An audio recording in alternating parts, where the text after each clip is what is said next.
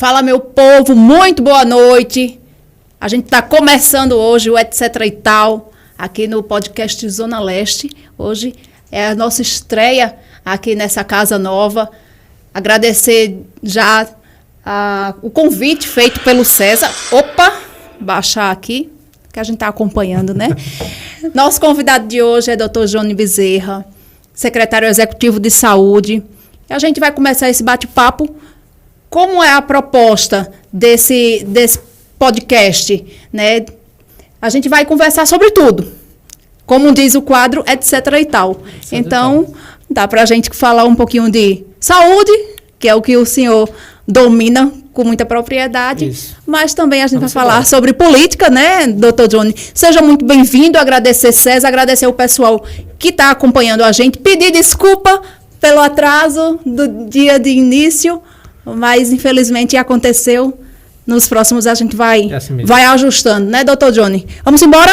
Vamos lá. Vamos lá, então seja muito bem-vindo. Boa noite a todos. É um prazer enorme estar recebendo o senhor e até fácil da gente bater esse papo, porque nossa convivência já vem de mais de um ano. Então dá para a gente desenrolar bem, né? Herança de uma pandemia. Herança de uma pandemia. Então, quando a gente se conheceu, era diretor do Hospital de Clínicas. Isso. Tinha assumido recentemente, né, doutor Johnny? Exato.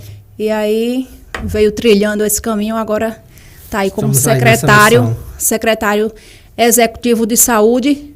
Seja bem-vindo. Como é que o senhor tem encarado esse desafio aí de secretário? O que é que tem sido mais difícil nessa missão? Boa noite, Dani. Boa noite a todos. É um prazer participar aqui com vocês. Estamos aí na missão de secretário, né, executivo de saúde, mais precisamente na gestão da rede, né, das unidades da rede hospitalar. É uma rede robusta. A Paraíba possui a maior rede hospitalar proporcional do Brasil.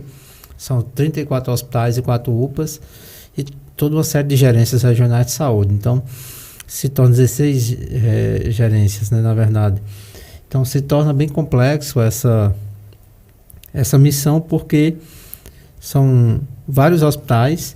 A Paraíba, basicamente, a saúde ela é estadualizada, que eu digo isso porque a maioria dos municípios, as regiões, apresentam como assistência direta da saúde os hospitais do estado, da rede estadual.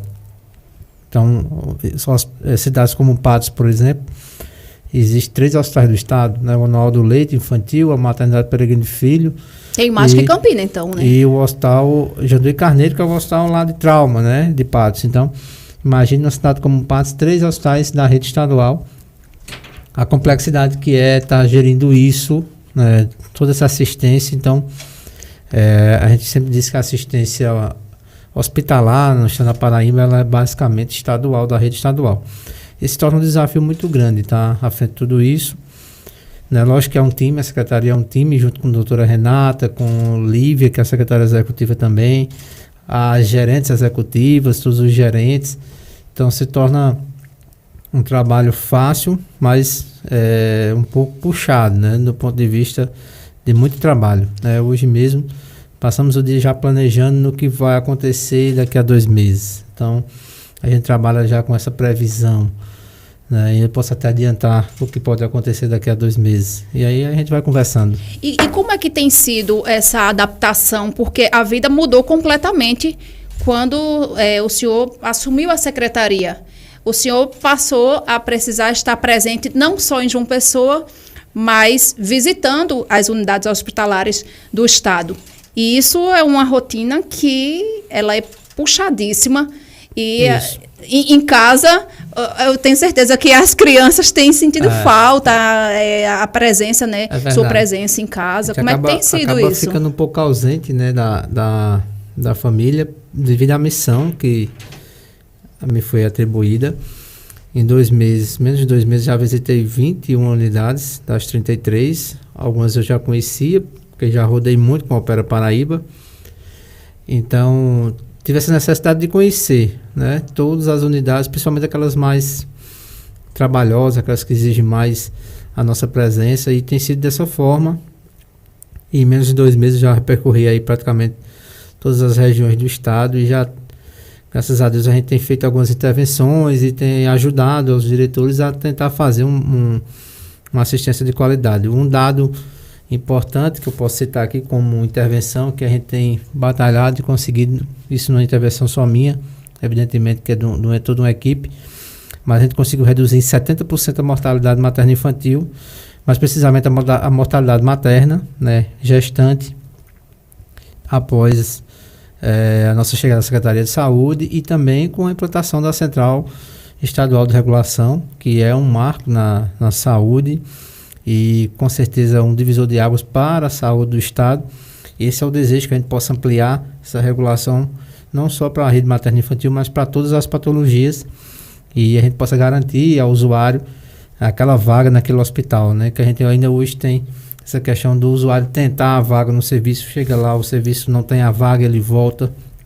Então a Central Estadual de Regulação funcionou muito bem no Covid, foi uma referência durante a Covid-19 e está atuando agora na rede materna e infantil, e nosso desejo é que a gente possa implantar aí para todas as patologias em breve. É possível fazer isso, doutor Johnny? A gente, inclusive, quando a gente anda em algumas unidades e escuta o relato, né, de alguns pacientes, a gente percebe que acontece isso porque a gente sabe que até ainda existe, né, a interferência, né, de vereadores, de prefeitos, né, que usam aquela situação em benefício próprio, para conseguir um voto ali através de uma cirurgia uma cirurgia que, por exemplo, é o direito, né, daquele usuário. Exato. Porque independente de ser de um lado ou de outro, politicamente falando, né, o usuário tem direito, tem acesso, por exemplo, ao programa Opera Paraíba.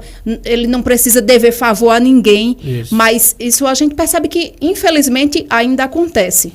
Essa questão da gerência de vagas ainda tem essa dificuldade, porque os hospitais na Paraíba, a grande maioria da rede hospitalar é uma rede municipalizada. Na verdade, a gestão dos leitos pertence aos municípios, e o Estado, ele ajuda e gerencia a gestão, mas os leitos pertencem ao município. Isso foi uma medida política realizada lá no governo Maranhão, que impacta hoje na autonomia do Estado gerenciar todos esses leitos. A gente tem batalhado com isso, no sentido de tentar reverter isso, para que o Estado possa ter autonomia de gerenciar todos os leitos, de exatamente agora eu saber quantos leitos tem disponíveis no HU, né? Quantos leitos estão disponíveis para pediatria, quantos leitos disponíveis para UTI, que no momento o Estado ele não tem autonomia, porque o leito pertence à gestão municipal. Então essa informação tem que ser passada pelo município. E aí isso dificulta esse mapeamento de leitos, né? Isso, inclusive, era um questionamento no tempo da pandemia, gerou muito debate. Isso, houve muito Grande, isso aqui, né, em Campina Grande, né? Reserva de leitos. Alguns hospitais aqui foram acusados de fazer reserva de leitos para parentes políticos, aliados políticos, coisa que não aconteceu no Hospital de Clínicas, né? Por isso que o Hospital de Clínicas passou por uma lotação de dezembro até agosto, porque ele sempre recebeu qualquer paraibano de qualquer cidade, de qualquer região, independente de ideologia política. Então a gente sofreu muito com isso lá na pandemia. O que é que ficou de mensagem desse período que o senhor teve à frente do HC, que foi um período bem crítico na pandemia? O que é que ficou de lição dessa época? Com certeza foi o período mais difícil da vida profissional, acho que não só minha, mas de todos ali. Foi um momento assim que a gente chegou a ter 120 pacientes internados, 72 pacientes entubados, ainda lembro no dia mais ou menos 29 de junho. Então, chegou um momento que era muitas pessoas pedindo vaga, pedindo pelo amor de Deus receba, e a gente não tinha onde colocar ninguém. Então ali chegou a um momento que a gente viu a fragilidade que o sistema de saúde estava, mesmo com todo o esforço, né, do Estado, e aí vale ressaltar que o Estado foi decisivo nisso. Se não fosse o governo do Estado na Paraíba, principalmente aqui em Campina Grande, a gente tinha colapsado e pessoas teriam morrido sem assistência nenhuma, porque o Hospital Pedro I não teria condições de atender toda aquela demanda. Então foi o período mais difícil, que fica o aprendizado de que a gente pode superar tudo, né? Tendo fé, tendo perseverança, determinação, a gente consegue superar esses momentos difíceis e está hoje desfrutando de um cenário epidemiológico confortável, né, onde a gente pode hoje andar sem máscara, né? Em alguns locais, né? Nas unidades de saúde a gente permanece, isso. Né, eu permaneço utilizando. usando máscara, tá, pessoal? Porque a gente, como profissional de saúde, precisa ainda estimular o uso da máscara, porque pessoas com comorbidades, pacientes idosos, né, pacientes com grupo de risco precisam continuar utilizando máscara e são mais suscetíveis às infecções. Então, por isso que eu não posso pedir para que quem está me assistindo em casa não utilize máscara e eu não utilizar. Então, é uma forma que a gente tem de estimular o uso da máscara. Mas o aprendizado da pandemia foi isso, superação. Acho que a palavra que a gente pode resumir tudo aquilo. Para falar a verdade, essa questão do uso de máscara, eu estou aqui sem máscara, mas assim, inclusive aqui tem poucas pessoas, mas a gente tem continuado a usar. No hospital a gente usa, eu vou para supermercado, uso, né, para a igreja uso. Então os cuidados eles permanecem, até porque vira e mexe a gente vê que aumenta o número de internações, então a gente precisa ter um pouquinho de cuidado, né, o uso doutor da máscara é como se fosse um equipamento de proteção, como protetor solar, preservativo. Então você usa para se proteger. E hoje a gente não usa só pela Covid. Quando tem outras doenças, né, a pessoa está gripada, usa máscara para não passar para ninguém. Está no momento agora de infecções respiratórias, principalmente em crianças, então a gente precisa também proteger nossas crianças. Então, não é só a Covid, como a influenza, vírus essencial respiratório, uma série de patologias, até a varíola do macaco, que está chegando aí, já está em alguns países da Europa, que a doença também pode ser transmitida por gotículas, por saliva, protege também. Tem o risco de chegar aqui? Vai chegar. É uma doença que já é típica lá da Ásia, mas por um motivo ou outro, que a gente ainda não sabe, ela está se disseminando e já está na Europa e evidentemente vai chegar no Brasil. Vai chegar na Paraíba. E vai chegar na Paraíba, mas não é uma doença grave, mas que pode ser evitada, né? E aí a gente chama a atenção também a outros tipos de doença que estavam praticamente erradicados, como o sarampo, né? Está voltando, o Brasil já tem mais de 18 casos confirmados de sarampo, graças a Deus nenhum na Paraíba. O último caso de sarampo registrado na Paraíba foi em 2019, o último surto. De lá para cá não é um caso de sarampo, mas o que a gente tem visto é uma queda na cobertura vacinal de 2020 e 2021.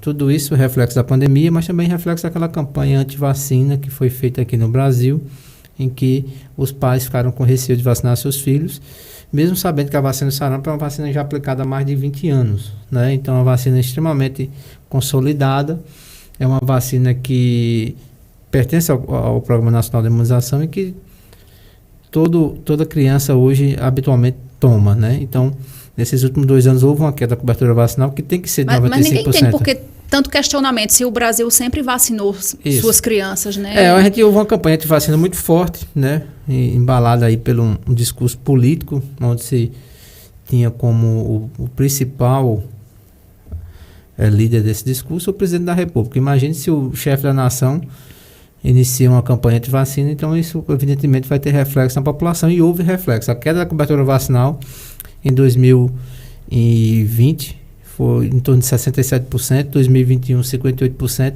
e hoje a gente está com 37%. Então a gente precisa estimular a vacinação das crianças para que essa doença não volte, né, a surgir em nosso estado. Mas em relação à vacina da Covid, estamos numa situação, digamos, confortável. A gente está com uma imunização hoje completa de 88% da população com 2 doses. Vale ressaltar que mais de 1 milhão de paraibanos ainda não tomaram a dose de reforço, e a gente precisa que essa turma, principalmente os jovens que vão estar no São João daqui a 30 dias, voltem, né, nas salas de vacina, com reforço dessa dose. A gente vai ter, imagina, Campina Grande, maior São João do mundo, pessoas do Brasil inteiro aqui, né, vai ter uma grande circulação de pessoas, de turistas, e esses jovens, mesmo vacinados com 2 doses, sem dose de reforço, podem aí proporcionar uma disseminação de vírus, um aumento do número de casos, né, e a gente tem aí um novo incremento do número de casos pós-São João. Então isso já é um cenário esperado pelas autoridades de saúde do Brasil, principalmente aqui na Paraíba. Vamos falar de Opera Paraíba, né? Bora. Me diga uma coisa, esse programa vem revolucionando a saúde do Estado. Como é que se consegue estar presente no Estado todo, né, dando assistência e transformando vidas, né, de pessoas, não só do paciente em si, mas da família como um todo? O programa Opera Paraíba ele é um programa totalmente ousado, onde o governador João Azevedo teve a iniciativa e a sensibilidade. Aí eu falo, mesmo ele sendo engenheiro, ele teve uma sensibilidade enorme de tirar esse povo da fila de espera, do sofrimento, na verdade, porque existia ali, em 2019, quando ele fez o levantamento, 12 mil pessoas que aguardavam na lista de espera. Evidentemente que o programa iniciou em 2019 e ainda começou de forma tímida, mas quando estava embalando o programa, chegou a pandemia e aí tudo ficou paralisado no ano de 2020. E aí eu iniciei em 2020 no Covid, na gestão, e aí também comecei a ajudar o Opera Paraíba e a gente foi tentando, mesmo com a pandemia, em algumas situações, quando a pandemia estava mais estabilizada, a gente voltava com o Opera Paraíba e nesse intervalo a gente foi conseguindo ainda avançar. O programa pedalou mesmo, assim, embalou em 2021, né, caiu o HC, o Hospital de Clínicas foi o grande responsável por esse número expressivo de cirurgias, né, o hospital realiza hoje em média 1.100 cirurgias, chegou a fazer 1.300 cirurgias por mês. E também uma grande equipe itinerante que hoje compõe o Opera Paraíba, onde sai realizando as cirurgias em todo o estado, em todas as regiões do estado. Hoje a gente está presente em praticamente todas as regiões, mais de 14 hospitais regionais executando essas cirurgias. Cirurgia de cataratas, mutirões, cirurgias gerais, que é aquela cirurgia de hérnia, vesícula, esterectomia, cirurgia de ovário, esterectomia, retirada do útero, é uma demanda muito grande. Iniciamos agora com as cirurgias ortopédicas e o programa chega a essa marca essa semana agora, o governador anunciou na plenária lá em Cuité, a marca de 20 mil cirurgias realizadas, né? Então, isso é proporcionalmente o maior programa de cirurgia eletiva do país. Estados como Minas Gerais, Espírito Santo, Rio Grande do Sul, ninguém conseguiu ainda essa marca de realizar 20 mil cirurgias e hoje é um programa modelo, destaque, que outros estados começam a copiar, com o Dr. Geraldo ainda como secretário. Nas reuniões do CONAS ele sempre era parabenizado e indagado de como a receita de fazer tantas cirurgias, né? E uma das receitas é que o Estado ele banca a cirurgia, ele não espera o recurso do Ministério da Saúde, porque como é que funciona uma cirurgia eletiva hoje? Se for fazer conveniada pelo Ministério da Saúde, o município executa, o Estado audita e aí o Ministério da Saúde paga. Isso demora uma burocracia absurda, sem falar que o Ministério da Saúde está há mais de 6 meses sem fazer nenhum tipo de repasse para cirurgia eletiva. Então, o Estado aí quem tá sofre bancando, é quem está na ponta, isso, né? O Estado está bancando essas cirurgias, né? Eu sempre digo que isso é vontade de fazer, determinação do governador em querer resolver. Então, o Estado ele está pegando o custeio, né, recurso do Tesouro, e está pagando essas cirurgias e não esperando pelo Ministério da Saúde. Então, por isso que esse volume aí absurdo de 20 mil cirurgias, e a meta é de realizar 20 mil mais 20 mil até o final do ano 2022. Né? Então, uma meta ousada. Uma meta ousada. Dessa meta de 20 mil em 2022, já realizamos 6.900. Então, acredito que até o final... Temos mais 13 mil cirurgias em média. Nessa média de 1.600 a 1.800 cirurgias mês, a gente vai conseguir, evidentemente, até o final de dezembro, zerar completamente a fila de espera. Esse é o desejo do governador, de que ninguém espere por cirurgia eletiva na Paraíba. Essa fila da vergonha de 5 anos, 6 anos, 10 anos, isso já acabou. Ninguém espera mais esse tempo na Paraíba. O que a gente tem ainda é uma fila de 1 ano, 6 meses, 8 meses. E algumas especialidades, né? Exato. E a gente precisa... Tem ampliado, inclusive. Exato.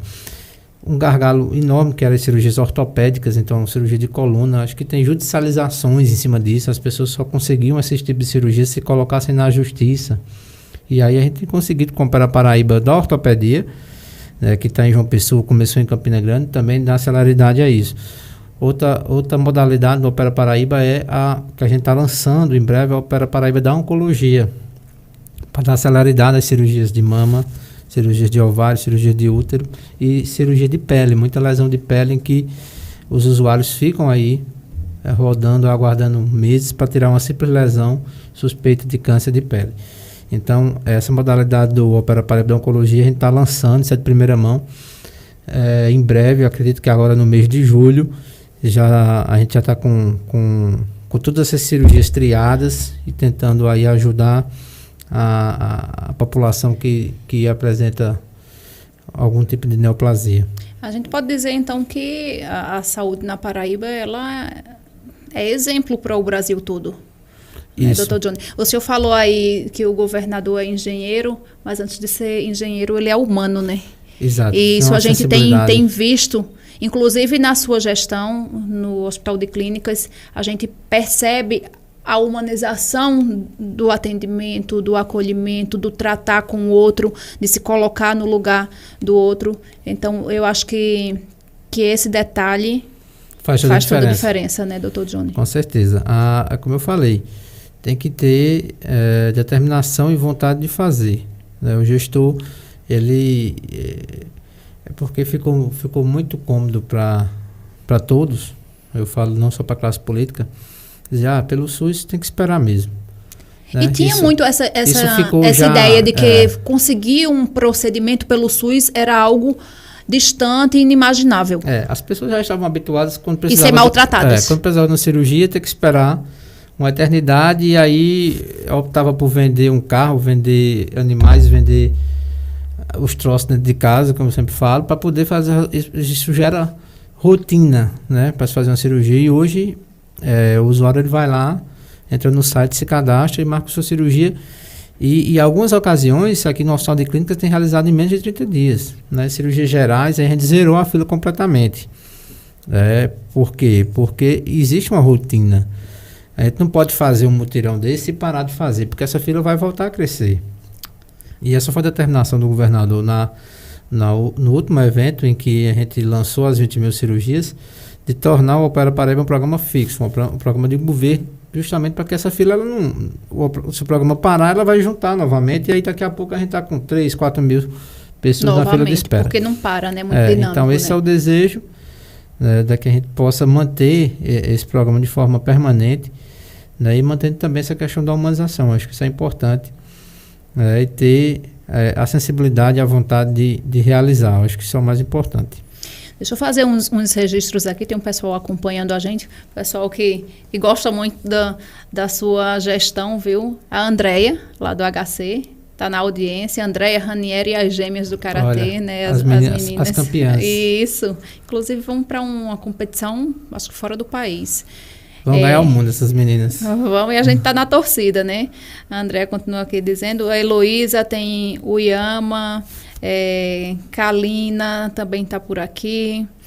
A André falando assim, né? Esse homem superou quem duvidou, fez pouco, muito, cresceu e vem fazendo história. Um gestor humano, resolutivo, competente. Tem o Robson também, a Adele. O pessoal aqui fazendo o registro, acompanhando a gente. Agora vamos esquentar aí, vamos falar de política, porque não tem como dissociar. Termina que o senhor se torna meio que um agente político. O território campinense é politizado. É politizado. E agora, com o título do campeonato paraibano ficando aqui, aí o negócio se acirra mais. Gera ciúmes. Falar nisso, o senhor é 13 anos, ou é campinense? Eu sou rubro-negro. É rubro-negro. Flamenguista e campinense. Muito bem, fez boa escolha. Estamos todos em casa, né? Menos André Luiz, que não é muito raposeiro, não. Mas me diga uma coisa, não tem como separar, por exemplo, o senhor hoje na condição de secretário, a política está intimamente ligada à sua condição de secretário. Não é isso, doutor Johnny? Eu sempre falo que o agente de Estado, o funcionário, ele acaba sendo um agente político até pela condição do que a posição que a gente está inserido ali, né, defendendo a gestão. Evidentemente que a gente defende uma gestão operosa, uma gestão equilibrada. Se eu for falar da gestão João Azevedo aqui, eu passo 2 horas falando do que fez e do que a gestão João Azevedo. Só na saúde foi a gestão que mais investiu na saúde na história do estado da Paraíba. Só o ano passado foi 1,5 bilhão investido. Essa semana a gente está entregando 35 milhões de investimentos. Tem investido muito em equipamentos, não é isso? Muito equipamento. A gente está reestruturando o parque tecnológico desse estado. Os hospitais desse estado eram hospitais sucateados.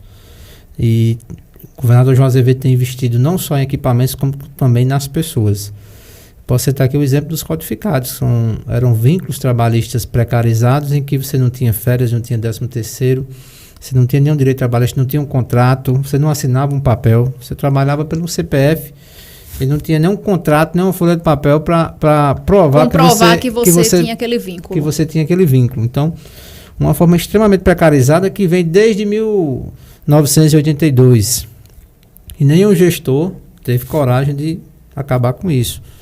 E João Azevedo acabou definitivamente com todos os codificados. Hoje todos os profissionais da saúde, prestadores de serviço, têm seu contrato trabalhista, suas férias, seu 13º, seu contratozinho assinado. Então isso foi um dos grandes feitos de João Azevedo, sem falar em toda a estruturação do parque tecnológico. Na Covid, dispensa comentários a atuação do secretário Geraldo Medeiros, doutor Daniel Beltrame, doutora Renata, que a Paraíba foi eleita entre as melhores gestões da pandemia do Brasil. Recebeu nota 10, inclusive, nota 10 pelo IPEA. Né, isso? Vale salientar que quem fala isso é o IPEA, um instituto isento em que a Paraíba, juntamente com São Paulo, Rio Grande do Sul e Santa Catarina, apresentaram ali o melhor desempenho na pandemia, seguindo a ciência, com transparência, uma gestão eficiente, com um tempo de resposta muito grande. Vale salientar que a Paraíba em nenhum momento colapsou, faltou leitos. Foram gerados mais de 1.000 leitos durante essa pandemia. E grande parte desses leitos ficaram como herança para os hospitais. Eu posso citar alguns exemplos como a UTI de Monteiro, UTI em Patos, UTI em Souza. Então, uma série de investimentos, como o parque tecnológico também de ventiladores, monitores. Então, tudo isso ficou de legado da Covid-19. Mas investimentos importantes, eu posso citar aqui em Campina Grande, um grande marco que vai ser inaugurado recentemente pelo governador, que é a entrega da hemodinâmica. Para quem não sabe, a hemodinâmica é aquele aparelho que faz o cateterismo, que faz a revascularização. Ele vai lá, o vaso está entupido no coração, ele vai lá, abre, bota uma molinha, que é o stent, e salva esse coração, salva esse cérebro. Salva que antes o membro. Precisava levar para João Pessoa. Antes precisava ir para o Metropolitano e para o João 23. Que tem a máquina, mas que não funciona. Faz um cateterismo por dia, uma situação bem precarizada. É um serviço totalmente desassistido aqui na cidade e contratualizado com o município, que tem suas dificuldades, que eu não vou entrar nesse mérito. Mas o Estado está chegando para resolver isso. Quantas pessoas nessa cidade, na região, sofreram aqui em Campina Grande para transferir um parente, um familiar para o Metropolitano, porque o João 23 não atende, e nunca tem vaga, ou não consegue fazer o cateterismo. Então, o Trauma de Campina Grande, agora no mês de junho, está inaugurando essa máquina, essa hemodinâmica, com equipamento de mais de R$3.800.000. Vale salientar que tem o custeio de tudo isso. Então, Patos também está abrindo. Então, Campina Grande e Sertão se tornando independente da parte cardiovascular, cardioneurovascular. E aí é um grande avanço para a saúde de Campina Grande e todo o interior do estado.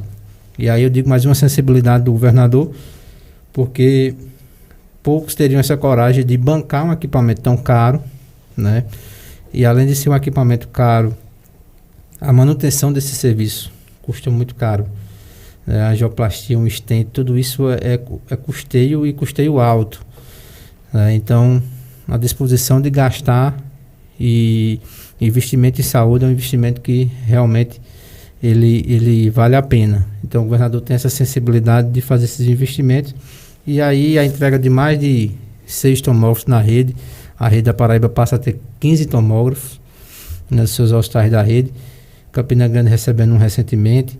E o investimento aqui no Hospital de Clínicas, que será o maior hospital da Paraíba, assim como o Hospital da Mulher em João Pessoa, mas o Hospital de Clínicas ele ainda consegue ser um pouco maior, seguindo a tradição de Campina Grande, de ser grande. O nosso Hospital de Clínicas será o maior hospital da Paraíba, com 330 leitos E aí com a vocação de ser uma maternidade de alto risco, de ser um hospital de cirurgia eletiva. E quando eu falo maternidade de alto risco, todo mundo aqui que mora em Campina Grande região sabe da dificuldade da maternidade municipal, que é o ISEA. Até porque também atende uma um região hospital bem superlotado.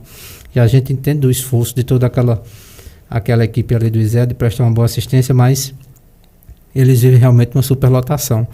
Então o Clínicas vem aí com um grande parque tecnológico, muitos leitos, uma estrutura nova, moderna, para acolher essas gestantes, fazer atendimento materno-infantil de qualidade, com UTI de alto risco, UTI neonatal, que é a grande deficiência hoje da Paraíba. Então, o Clínicas aí, com cirurgias eletivas também, um investimento de mais de 90 milhões de reais, só aqui na Grande Campina Grande, beneficiando não só Campina Grande, mas todo o estado da Paraíba. Investimentos do Tesouro do Estado de 90 milhões e mais investimentos também do Projeto Amar, mais de 10 milhões, totalizando aí quase 100 milhões de investimentos na rede hospitalar em Campina Grande. Agora, doutor, não falamos de política. Não falamos de política, o senhor desviou aí a conversa, viu? Me fala uma coisa, a gente está em ano de política, né, em ano de eleição, vem aí uma campanha, né, acirrada, quem está no poder, né, recebe muitas pedras, né, o pessoal, quem está na oposição vai atirar pedras. Como é que o senhor tem acompanhado, já que está ali perto, né, esse xadrez da política paraibana, e como é que o senhor vê se desenhando essa campanha que vem por aí, que basicamente já começou, oficialmente não, mas extraoficialmente a gente sabe que já começou, né? O pessoal começa a se movimentar, a fazer, né, suas ligações, suas vinculações políticas. Como é que vai ser essa campanha desse ano? A gente sabe que uma campanha, né, dessa magnitude não é fácil, né? Eu acho que a campanha vai ser muito fácil. O eleitor ele vai ser fácil? Os vão ganhar? Muito fácil. O eleitor ele vai avaliar quem fez e quem não fez, né? Avaliar quem é João Azevedo, governante sério, operoso, paga em dia, dá aumento ao servidor, aumenta a polícia, aumenta o professor, tirou o codificado, tem um estado equilibrado hoje, que é rating A. As pessoas às vezes não entendem o que é uma classificação dessa. Rating A é aquele aluno nota 10 que todo colégio quer ter ele. Então a Paraíba hoje ela é rating A porque ele é o estado do Nordeste mais equilibrado financeiramente, em que mais tem crédito junto ao mercado financeiro. A gente citou aqui investimentos do Projeto Amar, é o BID. O BID é o Banco Interamericano querendo dar dinheiro para o Estado, emprestar dinheiro. Então a Paraíba tem uma gestão muito operosa. João Azevedo é um homem sério, talvez ele não faça politicagem, ele é um cara político, mas técnico. Então ele não se preocupa com essas questões, por exemplo, indefinição de candidato ao Senado. Não. Isso aí não... Em absoluto, porque ele sabe que o eleitor vai votar no que ele fez. Vai votar no reconhecimento do trabalho dele. Agora, evidentemente que as chapas políticas e os acordos partidários devem existir. Mas o que mais me admira... Vem o nome de Campina Grande para serviço dele? Vá confessando aí. Não se sabe, mas pode ser. Possivelmente, né, doutor Johnny? Até porque... não vejo como uma tradição, que isso tem que ser uma tradição. Tem que ser uma não Eu acho que tem que ser um nome que agregue a chapa, que agregue ao projeto, independente de ser de Campina Grande. Mas se sempre for de tem aquela... Pessoa, se for do Sertão, pode ser do Sertão, um nome muito bom. A gente tem vários nomes de peso no Sertão, que pode ser vice. Mas tem sempre aquelas... condição, porque Campina Grande, né, tem uma eleição que realmente pesa e sempre tem aquela rixa, porque o governador é de João Pessoa e não investe, né, na cidade de Campina Grande. Sempre existe essa questão. A gente escuta muitas pessoas falarem sobre isso. Tem uma polarização, né? Porque a gente tem dois candidatos de Campina Grande. Né? Um candidato que até pouco tempo era um aliado, né, então ele não tem muito discurso, porque ele até 3 meses atrás era do governo. E como bater num governo que ele defendia, né? E tem um candidato que representa toda uma oligarquia, todo um projeto que já mostrou que não dá certo. Né? Um candidato que vem aí de uma linhagem familiar, que fala bonito, mas que não tem ações. Né? Eu vou citar o exemplo que todo mundo lembra aqui, o que passava um servidor público na época do governador Cássio Cunha Lima, que tinha que fazer empréstimo para poder fazer a feira. Que o policial empurrava a sua viatura. Viatura era sucata nesse estado. Hoje, a gente não vê nada disso. Todo mundo recebe em dia, todo mundo é valorizado, polícia bem equipada, com carro novo. Então, assim, é só comparar, entende? Eu acho que a eleição de João Azevedo está muito tranquila, porque ele tem o que mostrar e tem ações que impactaram na vida das pessoas. Eu vou citar duas aqui, que ele já merece ser eleito. Opera Paraíba e está na mesa. Isso é sensibilidade de um governante, tá? Então, um governante que muda, que melhora a qualidade de vida do seu povo e que tira a fome, para mim ele já fez muito. Eu sei que o senhor, inclusive, vai para um compromisso daqui a pouco. Isso. A gente já vai. Doutor Geraldo Medeiros me espera. Eu sei que o assunto rende, mas a gente já vai, né, já vou finalizando, porque daqui a pouquinho eu sei que o senhor vai precisar sair. Mas, e me fale um pouco mais, por exemplo, a situação aqui da nossa cidade. Como é que o senhor tem acompanhado a gestão municipal? Você sente à vontade para dar uma opinião a respeito, né, da gestão municipal? Já me considero campinense, né, pelo tempo que eu moro aqui. Vai ser político também? Desde o ano 2000, não pretendo. Não pretende, mas pode mudar de ideia. Gosto da política da forma que as pessoas têm que entender que a política ela é fundamental. Então, a partir do momento que a gente não participa, talvez pessoas mal intencionadas participem. Eu vou citar um exemplo de participação na política, que é a candidatura do Dr. Geraldo Medeiros. Imagine uma pessoa do gabarito do Dr. Geraldo Medeiros, um homem totalmente estabilizado financeiramente, com um currículo invejável, com a atuação premiadíssima, colocar seu nome à disposição da política. Por quê? Porque ele entende que ele precisa contribuir também com isso. E se a gente acaba que virar as costas para a política, vai chegar um que gosta, mal intencionado, que vai fazer coisa errada. Você acha que ele vai ser eleito? Acredito. Acredito que o Dr. Geraldo hoje tem um maior potencial entre os candidatos da Paraíba. Por tudo que ele fez como gestor, né, por toda a visibilidade que ele tem perante ao público, a gente chega para inaugurar algum equipamento em algum hospital, e o Dr. Geraldo, quando desce do carro, já tem uma multidão querendo falar. E tem a Geraldetes, né?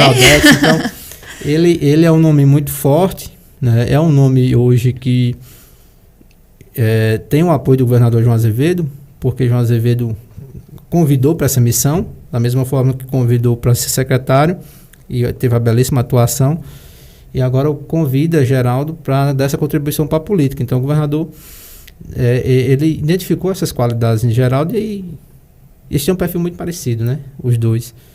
São pessoas sérias, honestas, técnicos. Então, eu acho que o João Azevedo viu em Geraldo um perfil técnico que pode ter um potencial muito, muito importante e pode contribuir para a política desse país. A gente precisa tentar melhorar aquele Congresso, né? E só melhora se botar gente qualificada ali dentro. O senhor acredita que, falando nacionalmente, que o pré-candidato Lula, ele precisava se posicionar melhor em relação ao apoio aqui na Paraíba? Quem conhece Lula sabe, né? O Lula, ele é um animal político. Então, ele sabe ele sabe o que está fazendo. O Lula, ele quer voto de todo mundo, mas evidentemente que existe uma aliança a nível nacional do PT com o PSB. O vice de Lula é Alckmin. Alckmin é do PSB, João é do PSB. Então não tem por que João não ter o apoio de Lula e João não apoiar Lula. Participando de formativa, convencimento, conversando com as pessoas, passando a realidade, né? Então, até me perdi. Pra gente ver. Não, pra gente ver se um dia as coisas mudam, né, doutor exato. Johnny? Porque a gente vê, assim, a política sempre, André, fala assim comigo, que não gosta, assim, de ouvir político falar, porque você vê que... É um estereótipo, né? Né, assim, às vezes a gente cria até uma aversão quando se fala em política. E político em si, né? Mas, como você disse, pessoas sérias, por exemplo, como o doutor Geraldo, precisam ocupar esses espaços para que um dia, talvez, né, esse Brasil tenha uma melhor condição e as pessoas não passem fome, como a gente vem vendo as pessoas passar, pessoas em filas aí para pegar osso, né, para levar para casa para fazer uma sopa, pessoas passando fome, os preços todos disparando e a gente perdendo, né, nosso poder de compra, a qualidade de vida da gente, né, tá em queda. E aí tudo isso é reflexo das nossas escolhas e de quem está lá em cima nos representando, né? Então, é preciso realmente que ocupe esses espaços para mudar essa realidade que a gente vive, né, Dr. Johnny? Perfeitamente. Eu acho que tudo gira em torno da política. Não adianta a gente virar as costas para a política, porque daqui a pouco o açúcar que subiu é consequência da política. Tudo é consequência da política. Então, não adianta a gente fazer a negativa para a política. Eu não quero saber de política, mas a política vai impactar na sua vida, mais cedo ou mais tarde. Então, a gente tem que participar. É esse o chamamento que a gente faz.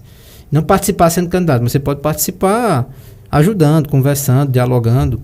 Eu acho que é por aí. Política é a arte de dialogar. E eu sempre digo que a gente precisa sempre se posicionar, porque quem fica em cima do muro também é uma forma de se posicionar. Isso. Né? Eu acho que a gente precisa dizer para que veio e dizer em que lado que a gente está. Né? E a gente vê muito assim, eu não vou sair de casa para votar, vou ficar em casa, vou votar, se eu for votar, vou votar em branco. Não adianta. Vou perder meu voto, né? Vou perder meu tempo. Tem que tentar escolher aquilo que naquele momento seja o melhor. Está posto. Exato. Pode ser que se arrependa. Eu vou dar um exemplo, eu votei em Bolsonaro, me arrependi amargamente. Mas naquele momento ali eu estava posto. Que o senhor se arrependeu. Naquele momento que estava posto, eu queria uma mudança. Eu acreditava na mudança, né? Então, acreditei naquela mudança. Quando ele assumiu, ele provou que era totalmente diferente. O que fez o senhor mudar? O comportamento de Bolsonaro com a pandemia, eu acho que foi você zombar com a vida. Eu acho que isso é inadmissível, principalmente para uma pessoa da área de saúde como eu, um médico. Então, aquilo ali, para mim, foi, assim, a pior parte do comportamento dele, né? Primeiro começou a negar a pandemia e depois ele ficou assim, zombando. Um líder nacional, né? Um líder nacional, a gente numa pandemia. E você zombar com quantidade de mortes, com a gravidade da doença. Então, todo esse comportamento que, se ele tivesse sido um pouco mais humano, sério, né? E humano, a gente não teria tido a quantidade de mortes que teve. Evidentemente que a doença era muito grave, né? E mesmo assim ele ainda adquiriu vacinas e tudo, fez a parte a obrigação institucional como presidente. Mas um político ele tem que ter gestos e comportamentos, né? Então a gente não pode admitir um tipo de comportamento daquela forma. E aí o país está nessa encruzilhada que está hoje, com inflação, desemprego, tudo isso. E aí eu vejo Lula como a única alternativa para tirar o país disso. Não acho que ele é o melhor presidente do mundo, da nação, mas eu acho que é o único com capacidade nesse momento de refazer tudo isso. Tentar organizar a casa.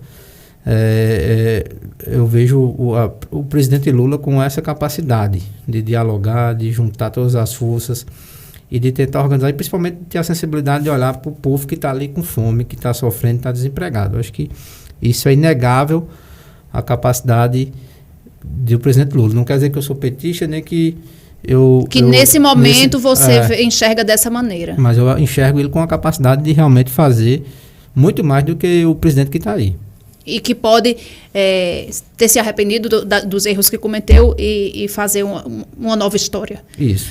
Vamos embora, porque eu sei que o senhor tem compromisso, senão o doutor Geraldo briga com nós. Não falei da gestão municipal, mas na próxima a gente fala. Na próxima a gente fala, a gente já só acho que é uma gestão que ainda não mostrou para que veio. Depois a gente continua esse papo e eu vou dar minha opinião também, porque aqui a gente tem espaço para isso, para falar e para a gente dar opinião. Agradecer, César, agradecer vocês pela paciência, por ter me esperado. Obrigada.